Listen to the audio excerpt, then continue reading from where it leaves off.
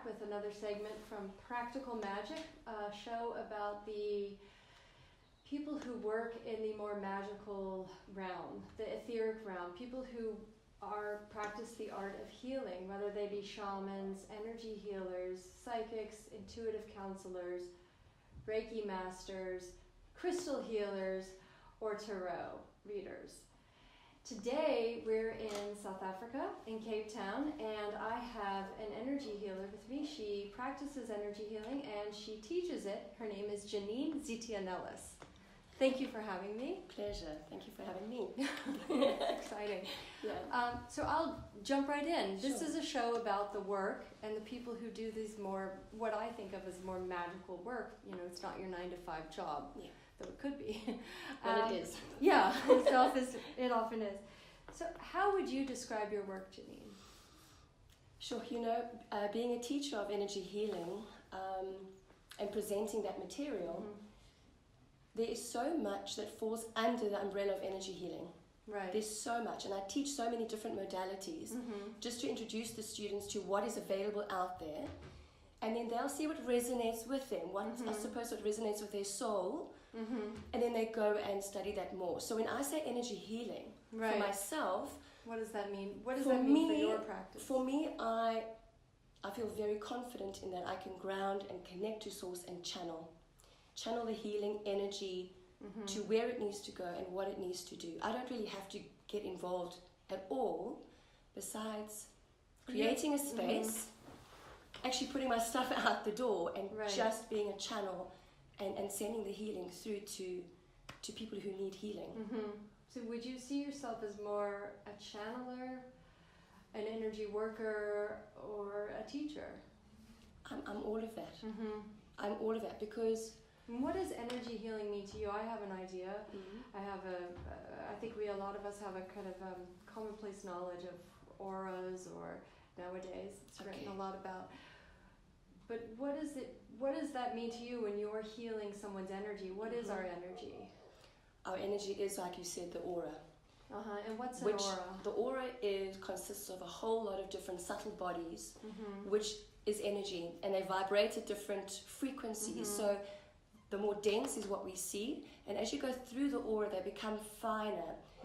And so energy healing is checking that energy system, the energetic body, is clear, that the life force energy that we are naturally channeling ourselves is just free flowing, because that brings well-being. So it's around checking where are the blocks, what are the blocks, and then releasing that. Do you do this work on yourself? Not enough, but yes. And do you find that you pick up other people's energy? Yes, when I tune into it and I want to, then I can. But you can turn it on and off? Yes. Would you say that you are your work? I'm getting closer to that, because if you're not your work, how can you actually do it 100%? I feel you need to have experiences so you can really understand what you're doing. I mean, I am doing this work because I experienced energy healing for myself. So it healed me. So I know how powerful it is. So so there's a lot of faith in what I can do, because I know it works. It worked on me. That's interesting. How did you I'm assuming you found this path because you experienced it firsthand. Yes. Okay. What happened? What was the light bulb moment that turned you into an energy healer? Going through it myself. Like the actual receiving energy healing myself. And how did that feel when they were doing that? It took a while. I was in my middle 20s, I think, when I discovered it, and so I'd had almost 25, 26 years of creating negative belief systems, perceptions, creating all these blocks. So it's not going to happen instantaneously. So what I wanted to say was that once you dedicate and commit to this kind of healing, it's like you get guidance, you get supported from the universe. And it's so subtle. It doesn't have to be these massive light bulb moments. It isn't like that. You want it to kind of be subtle, so that when you can look back, you're like, I don't do that anymore. I don't behave that way anymore. I used to get upset, and that's not happening anymore. So for me, did you used to be like gentle. a sponge? A lot of us are. We hang out with someone who's angry or upset. Mm-hmm. We absorb that. We come home. We are angry and upset. Are we just kind of being empathetic humans, or are we actually taking on their energy? I think the more empathetic you are, the more energy you absorb. So are we kind of trailing that like a chemtrail? Are we going home with this? Yeah, you are, and that's really? yeah. Okay. So that's when I teach. Mm-hmm. For 2 years, we teach how to keep your energy field clear so that you can channel, because we are constantly picking up people's energies, positive and negative. So it's around learning, what do I feel like when I'm in a good place, and then as soon as you feel off, is that mine? Is that somebody else's? And then do something about it. So that seems like practical tool that it's something I teach all of my clients. I don't just heal and clear. Right. You need to learn how to protect your aura, and there are specific techniques that you can use. Very quick, easy tools. Yeah.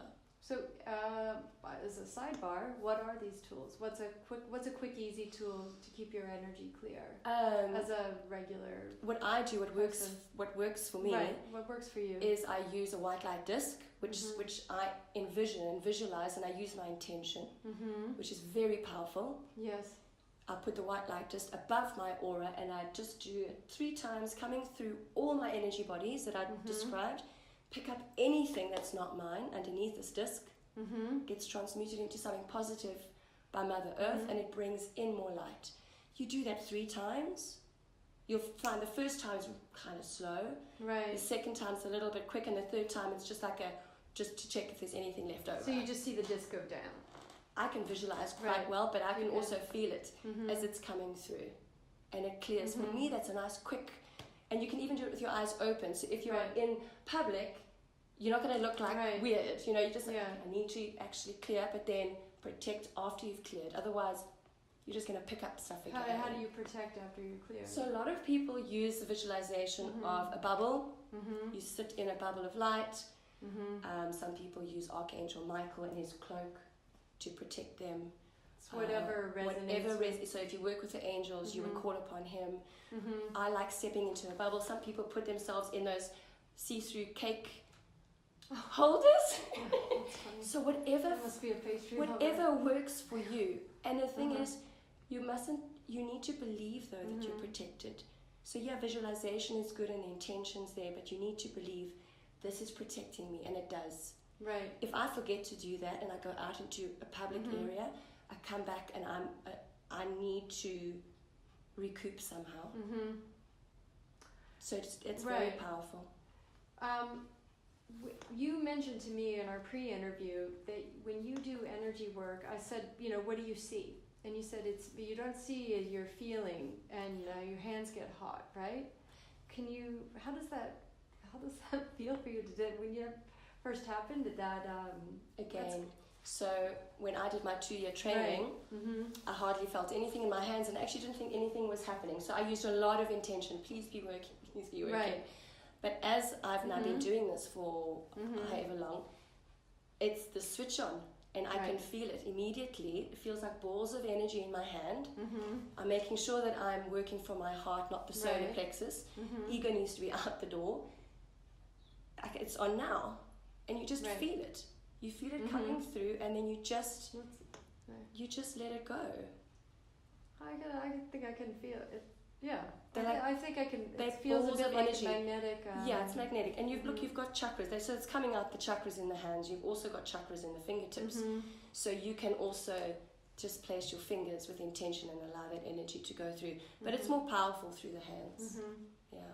So it feels either hot. If I have a client for the first time, I find that it's very hot, and the energy comes through. Otherwise, it's more like a tingling. Sometimes people are very cold. And what does that mean? Hot usually means, for me, they're needing a lot more energy, and they're absorbing a lot more energy, is the heat. The cold, I'm still, to be honest, trying to figure that out.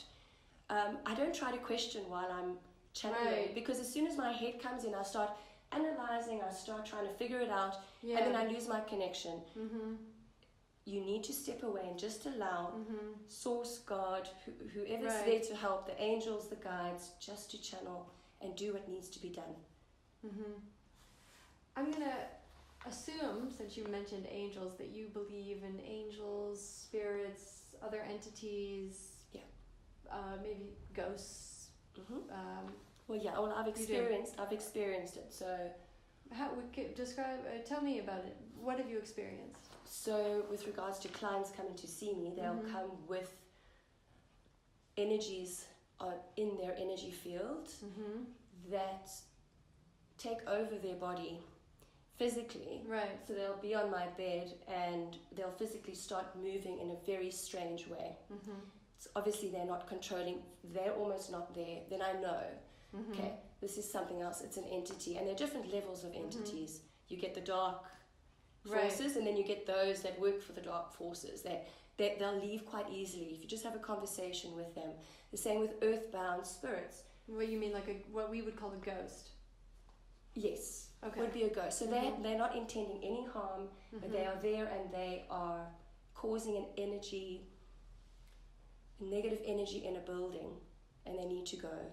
Right. So when we do space clearing, we're looking for these energies that are stuck, that need to leave, or those that are there, but nasty, demonic ones that need to actually go because they're there for bad intentions. So yeah, it's around feeling it, seeing it, and tasting it. What's the taste? The taste, so if they're elementals, right, I get like an iron taste in my like mouth. blood. And again, it's like, why are you here? You don't belong here. Please. And then you kind of guide them as you would an earthbound spirit to the light. You guide the elementals to nature. They're very happy to go back to nature. So it is sensing in the hands, tasting. Some people can hear, and then my mentors and colleagues can see. So they can. What do they look like to them?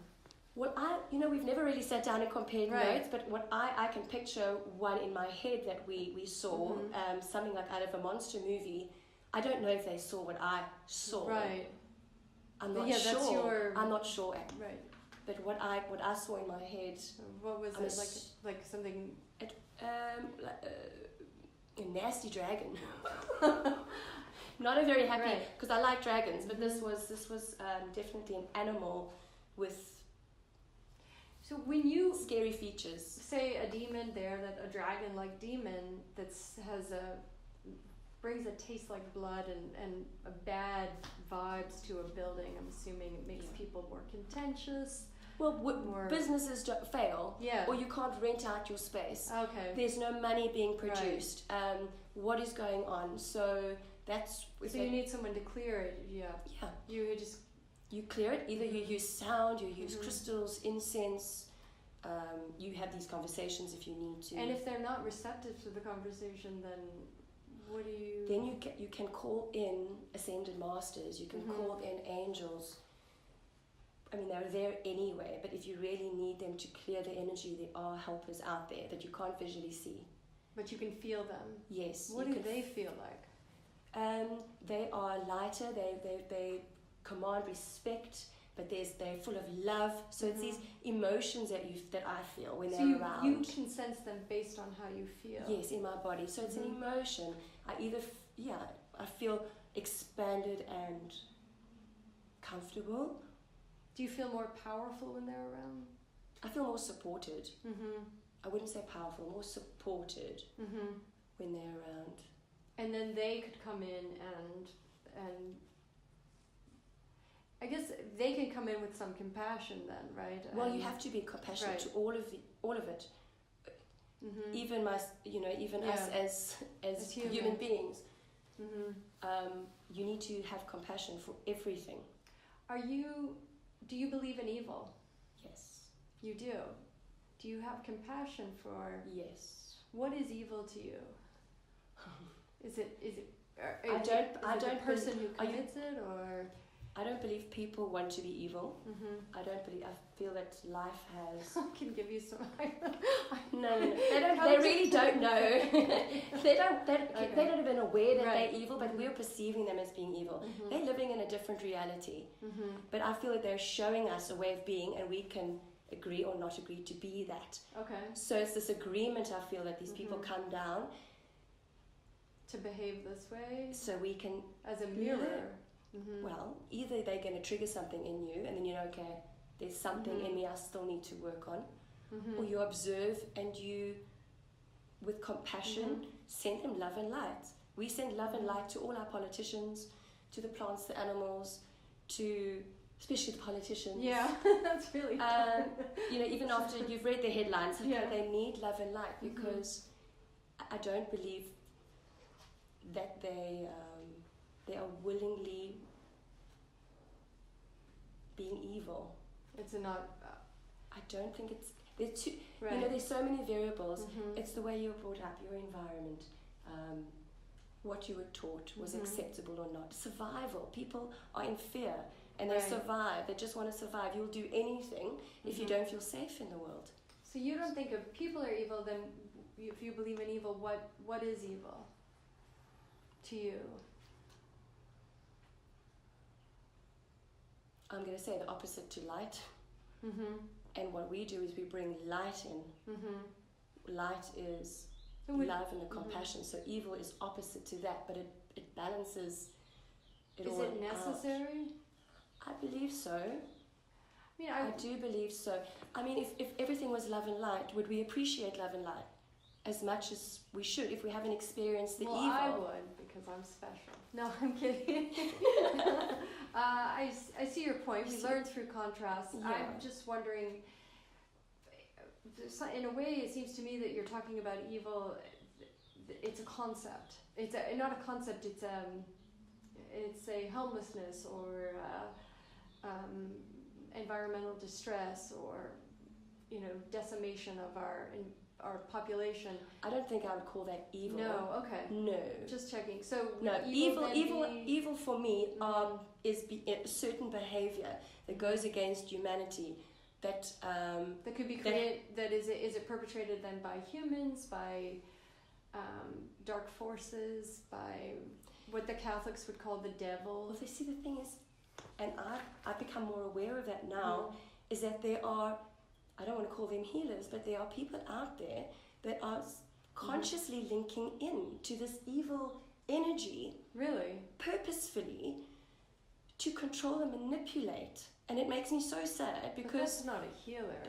Is that like a voodoo doctor? Or I don't think they would call themselves that, but they are going out there and they are maybe becoming, not guru-like, but they have these followers, and I don't understand what the purpose is. Why are you going into that? That I'm still trying to grapple, get my head around. Darker part of magic. Attaching into, because there is this light that you can tap into, there is that evil energy out there. Do you think it's curiosity? I think it's because people, it makes them feel more powerful, because they feel powerless. Maybe they have low self-esteem, maybe they need to feel loved and accepted, and then they feel that will allow that to come into their lives. I'm not sure. If you meet, can in your work now that you're an energy healer and you're dealing in, sounds like really wild realms, dimensions I'm not aware of in my, dealing with reality and real time and space, or what I perceive to be. If you meet someone who's working in the dark arts, the dark healing arts, can you immediately recognize that? I can, like I said to you before, I can pick up on energies, and those people I walk away from or don't engage with. So you can there's something. The thing is, we're all vibrating at different frequencies. Right. So if you're looking after yourself and you're going to be vibrating up here. If you've got negative emotions, you're going to be down here. These don't resonate. They don't. Right. So you're not going to be attracted to that. But evil. I don't know if I've met anybody evil and walked away or run away. Or just I don't know if just someone who is kind of I've never met these people face to face. Right. You've just heard of it. I've heard of it through clients that come to me and say, "This is what's happened to me. Can you please clear my energy, because I didn't realize this was their intention. They've attached to me. They're draining my energy." And I'm like, "But this is why?" I don't know. Yeah. So that's the extent of my All exposure to these people. I don't think, because I create my reality, I don't think I'm going to create that situation where you encounter it, unless my soul is supposed to be going in there and then helping these people somehow. I mean, I tried to do that with, you know, murderers or rapists. I'm not wanting to encounter them. See, so I'm quite fascinated by those who do those individuals because I've studied psychology and I understand what probably caused that. So I have a lot of compassion for them. I did interview. He is one of the top experts in tarot, and he did hitch a ride once with a very, very famous or infamous serial killer. Oh yeah. And immediately sensed it and pulled a knife on the guy. But that's another story. I know. So I don't think you want that experience. I don't. No. I don't. Do you? So we talked about that you do believe ghost spirits. I mean, you see them, you've sensed them, you've worked with them. Yeah, I don't see them. I can sense. Right. I mean, that's in your work, right? Mm-hmm. Are they around all of us all the time? Again, you know, are you going to invite that in or not? Are you talking if they are in a space? Mm-hmm. So more their space span. Yes. Okay. But if you've got somebody who's passed over and they are wanting to guide you, yes, they are with you. I think of them as, I call them spirit guides. Yes. But do we all have them and yes. Okay. But they're not necessarily around us unless we... You need to call upon them. So you'll have different guides for different tasks almost. So if I'm going to, whatever I'm working, whatever I'm going to be doing, when I teach, I will then call upon certain guides to help me. If I'm going to be doing a psychic reading, not that that's what I do, but then I'll call on the psychic guide just to keep me focused and open as a channel. That you, and my healer guide or you can call them in. You have like a team. You have a team and they're just there. You call them and they come a little bit closer. And then again, you can ask, how am I going to recognize that it's you? It's a whole process of getting to learn who they are, how they feel. That's part of healing. I feel you need to get to know your helpers. Is that something all of us could do? Yes, absolutely. That we could call them in and then spend the time getting to know them. And that's the thing, that you need to make the time. Right. How would I begin to get to know my spirit guides? What would be kind of a good tool? Are you talking, because you have spirit guides that are also in animal form? That's also when you go and you do journeys. Right. So I've done journeys with shamans where we go and you to find the upper world, animal. power animal. So you can go through these journeys, these trance journeys as well. There is. Is it just about kind of imagining and then I had somebody help me a few years ago, and we went through about an hour and a half where we went through, and they were linked to my different chakras. So we went through each chakra to see which guide came through, and they were either an angel, an elemental, an ascended master. They were very different, and they all had a role to play with regards to my chakras. But I teach chakra healing, so I don't know if that's maybe why that ended up being the way I met them. That would be your that was maybe language. And that resonated with me, and I understood that. It sounds, but they're all there. Yeah, you just need to ask. Right. I mean, that must be so much fun. Your work, is it fun? I think the more fun I have, the more connected and open I am, and then it all flows. Because you need to have fun in this work. If I'm not having fun, my ego's in place, and It's an interesting way to put it. I hadn't thought of that. If you're not having fun. In my case. Right. Okay. In my case, because if my egos come up, there's anxiety, there's expectations of I'm going to heal this person, and especially if it's family or friends. Please get well. It doesn't. That just can even that the energy just cuts off. You need to be having fun. Just create space. Make sure that this channel is clear and open. So the work on yourself is very important. Making sure there's always learning, always healing. What is the craziest thing that's happened to you or that you've experienced in your work now as an energy healer? I think it's that young girl that just started while I was healing. These movements that were just out of control. I had to make sure she wasn't falling off the bed. Right. And I had to just calm her down. She wasn't hearing me. And when you looked in her eyes, you could see it was glassed over. Like, okay, this is not her. And it was in the beginning. So I had to call in help and clear.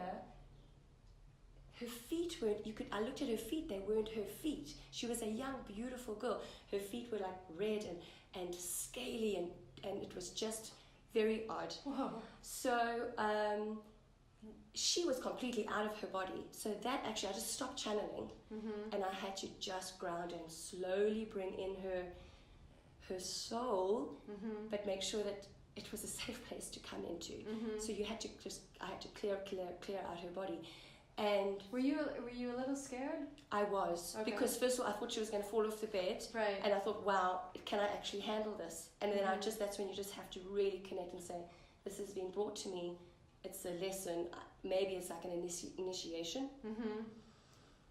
So yeah, I just had to make sure that when she left, she was grounded and could drive and go. Luckily she had somebody who picked her up. Why? What happened? She couldn't even drive herself here. That's how bad she was. She was just out of it.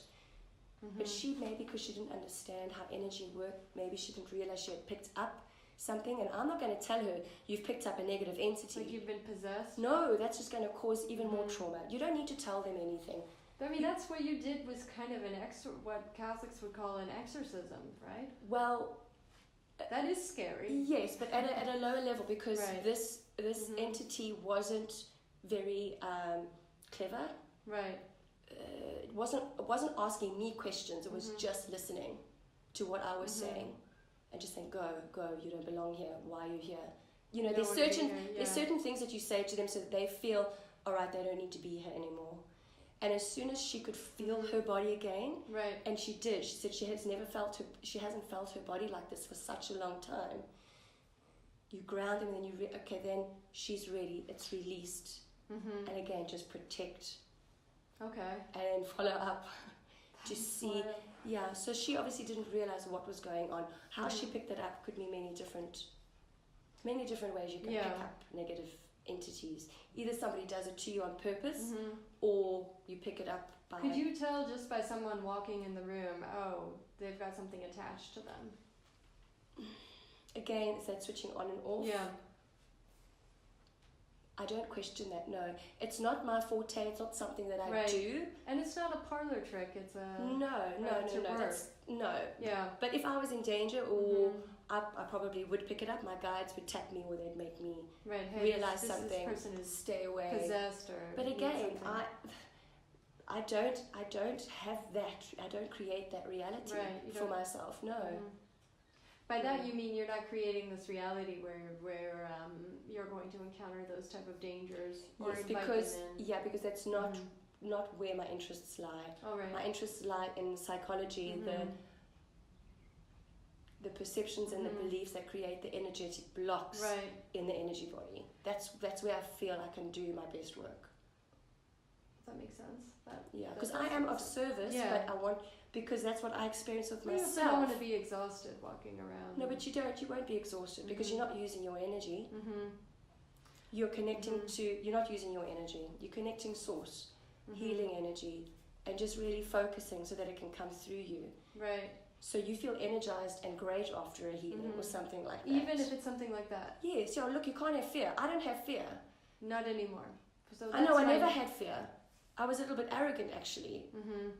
In the beginning, where one of my mentors said, just this thing can do damage, can actually cause havoc in your life.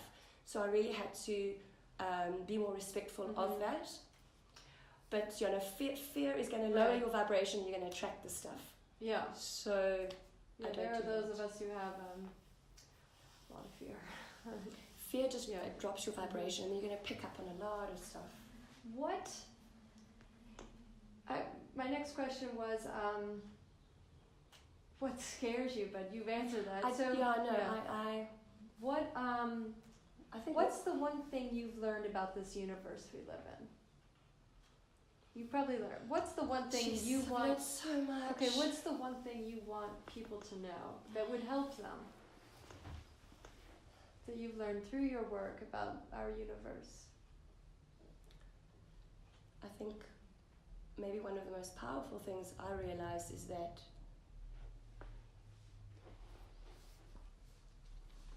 the way you perceive life and yourself is very powerful, and it can really change your life in that anything is possible. You can bring yourself up from anything if you, I suppose you need to commit to it. But I know I was in a very dark place. Right. And just by committing and wanting to make changes in my life, I have created something amazing. So anything is possible. I think that's it. Your soul has a purpose and a potential, and that divinity is within us. And as soon as you realize that divinity is in you, you stop searching for it outside, and you just start going inward and self-reflecting and self-awareness, and just continuing. That allows the blinkers to go away, the illusions to fall away. But bad stuff will still happen to people. Yeah, sure, but you can let it go so quickly. You don't have to be a victim. You don't have to take that wound on and make it who you are. You have to be challenged in life. I welcome challenges in life because that's when I know I'm growing. Right. People need to realize, being Zen, I'm like, okay, I'm going to be doing this, everything's going to be Zen, I'm going to be... Yeah. No, that's when stuff started hitting me. When I committed to becoming an energy healer, was one of the worst years of my life. But you can get through it by spiritual practice, by looking after yourself, there's many different things. By clearing your energy. Clearing your energy, protecting. You get through those challenges quickly. You see them as learning opportunities. They're not these dreadful things. Right, because tragedy strikes and it's that your was perception of... For me, you need to look at your perception of yourself in the world and do that kind of work. And anything is possible. You can manifest and create anything if it comes from your heart. And it's one final question, which you kind of have touched on, but maybe you can give us a kind of your one sentence answer. Not that it has to be one sentence, but it's impossible. Right. How can we tap into our own healing? I know you healed yourself. You did go to some experts for some expert kind of energy work. How can you tap into your own healing? Right. Your own healing potential, or healing yourself? Healing yourself, and your healing potential. You need to learn the tools. First of all, you need to believe that you can do it yourself. That's a good point. Because a lot of people don't think that they can heal themselves. If you mean healing by channeling, again, anybody can do that, but you need to learn how to do it responsibly. Okay. You mean that any of us can anybody can do this? Yes. The students that come on our course, some of them want to heal themselves, and some of them want to learn how to heal others. Right. Because they have a calling. So it's around getting over your doubt, your self-doubt, trusting that you can. Right. And using your intention. That's really all you need, and then committing to it, and being okay with yourself as well, not judging yourself, being okay falling and picking yourself up, and it's around being kind to yourself, accepting yourself, life. There's a lot of self-healing that takes place to become a healer. Do you find that, follow-up question, and then this is the final one. Okay. Do you find that being a healer, you've suffered in your body? Or I know one healer has said that she has days where she's depressed, and not because she's picking up on things, it's just, it can be a harder road. It sounds like a lot of fun to me to be able to tap into worlds that I'm not aware of, but could it also be hard? Do you find that it takes its toll? Or no?